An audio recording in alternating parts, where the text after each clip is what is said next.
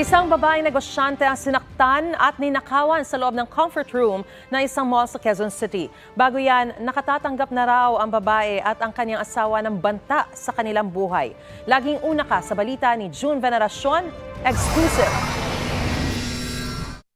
Tadtad ng sugat sa mga braso at noo ang negosyanteng si Ronalyn Labang matapos mabiktima umano ng lalaking hold-upper.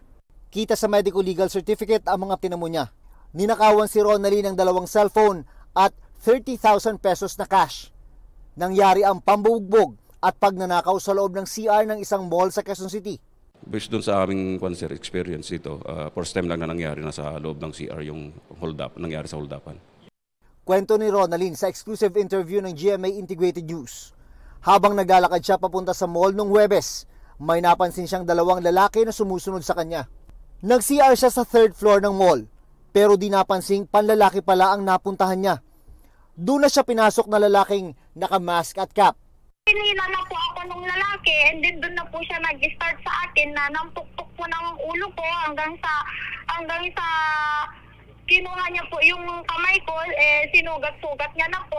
Yung baril po niya na bag dun sa harapan niya, natatik po dito sa may likuran ko. Dinala sa ospital si Ronalyn ng mga taga-barangay, kasama ang kanyang asawa na City Councilor ng Tuguegarao City.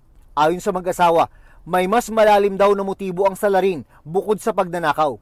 May sinasabi po siya na ina ng asawa mo, may araw din ang asawa mo. Pero nagmamakaawa po ako, sumisigaw din po ako ng tulong. Sa akin, hindi politics, parang sa business yun na, Oo.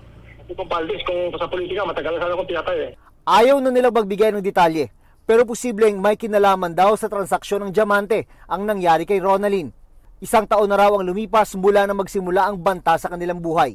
Hanggang ngayon may death threat ako kasi patuloy yung death threat ko siya. Hindi ko mapatay-patay ka misis mo, sabi niya. So dapat ang bandayan ng pulis, hindi ikaw misis mo, sabi ng nag-text sa akin. Inaalam pa kung paano na ipasok sa loob ng mall ang patalim at kung totoo nga na may nakalusot na baril ang salarin gaya ng sabi ng biktima.